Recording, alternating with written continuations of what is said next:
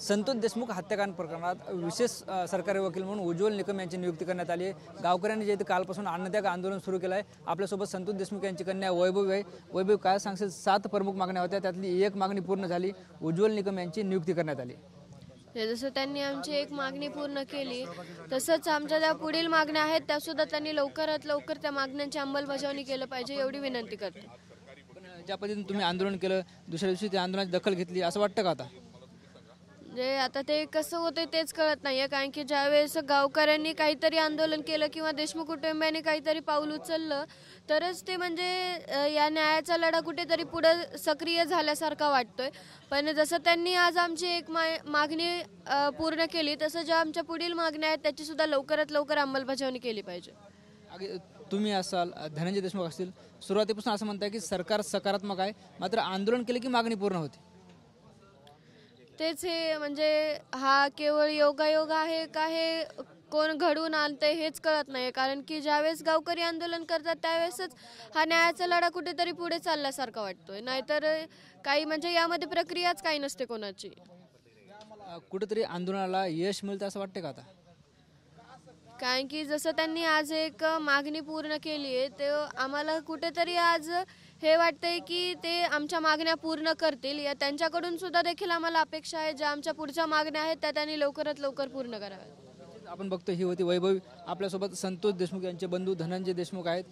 कालपासून जे आहे ते मसाजोग ग्रामस्थांचं अन्नत्याग आंदोलन सुरू आहे। धनभाऊ, काय सांगाल? आज जे आहे ते सरकारी वकील म्हणून उज्ज्वल निकम यांची नियुक्ती करण्यात आली।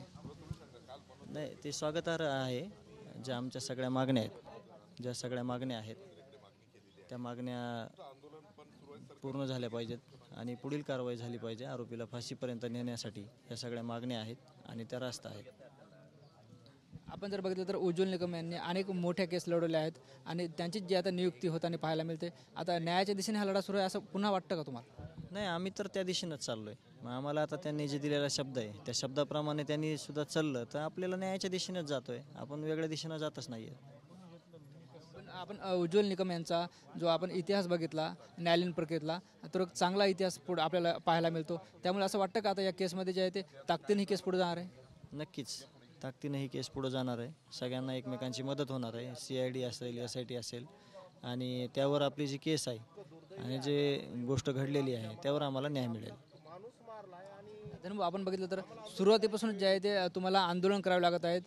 तुम्ही जे आहे ते जलसमाधी आंदोलन केलं होतं, त्यानंतर आरोपींना अटक केली होती, पाण्याच्या टाकीवर चढून आंदोलन केलं होतं, त्यानंतर वाल्मिकी राणांना मकोका लागण्यात आला होता आणि या आंदोलनानंतर उज्ज्वल निकम यांची नियुक्ती होती। कसं पाहता? आता तो निवळ योगायोग आहे का म्हणजे असं समीकरण आहे हे आम्हाला सांगणं अवघड आहे, कारण आम्ही पीडित आहोत। आम्हाला यावर चर्चा करण्यापेक्षा आम्हाला न्यायाच्या भूमिकेत जे काय आम्हाला करावं लागेल ते आम्ही करणार आहोत आणि आम्ही करत राहू। काय वाटतं? आता वैभव पाटील तुमच्याकडे आले होते, त्यांनी सांगितलं की SP चा निरोप आहे, आंदोलनापासून प्रवृत्त व्हा, तुमच्या मागण्या पूर्ण होत आहेत। मग ते गावकरी आणि शिष्टमंडळ त्याचाच विचार करत आहे आणि त्याचा विचार करून आम्ही दुपारी आम्ही ते चर्चा करून ठरवू। काल सुरेश धस यांनी सुद्धा या संदर्भात पत्र दिलं होतं, ज्या गावकऱ्यांच्या मागण्या होत्या। हां, काल त्यांनी पत्र दिलं होतं आणि याच्यावर गांभीर्यानं घ्या म्हणून त्यांनी सांगितलं होतं सरकारला। आणि निकम साहेबांचं जे नियुक्तीचं पत्र आहे ते देखील त्यांनी दिलं होतं आणि आज त्यांची नियुक्ती झालेली आहे। आपण बघतो हे होते धनंजय देशमुख यांनी जे आहे ते या निर्णयाचं स्वागत केलं चित्र आपल्याला पाहायला मिळतं। या ठिकाणी आरोग्य पथकाच्या वतीनं तपासणी सुरू आहे। आपल्यासोबत जे आहे ते संतोष देशमुख यांची आई शारदबाई देशमुख आहेत, त्यांच्याशी आपण संवाद साधण्याचा प्रयत्न करणार आहोत। या ठिकाणी त्या बसलेल्या आपल्याला पाहणार आहोत। आई, काय सांगसाल? कालपासून जे आहे ते आपण अन्नत्याग आंदोलनाला बसलात। आता काही नसताना माझ्या संतोष देशमुखावर अन्याय झाला, ह्याच्याबद्दल मला न्याय पाहिजे। सगळे आरोपी तुम्ही एका ठिकाणी पकडून आणले पाहिजेत, सगळ्यांना फाशीची शिक्षा झाली पाहिजे, मला न्याय भेटला पाहिजे, मला संरक्षण भेटलं पाहिजे।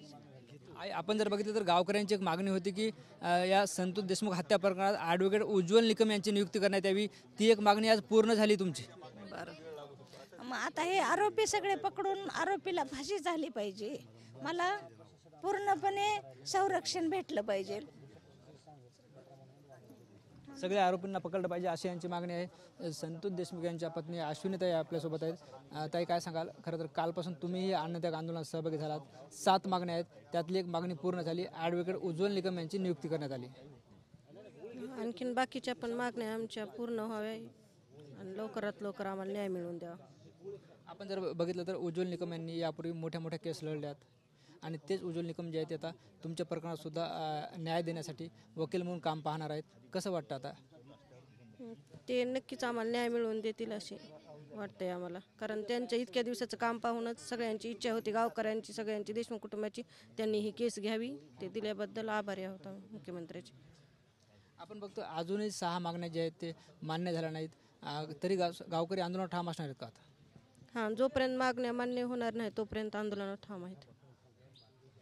निश्चित आपण बघतोय हे संपूर्ण देशमुख कुटुंबीय होतं. संतोष देशमुख यांच्या पत्नी अश्विनीताई होत्या.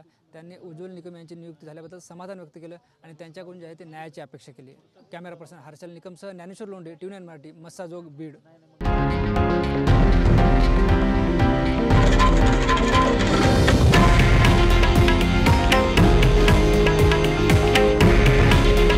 हे आहे देशातील नंबर 1 न्यूज नेटवर्क आणि आपण पाहत आहात TV9 मराठी. काळजी तुमची, हित महाराष्ट्राचं.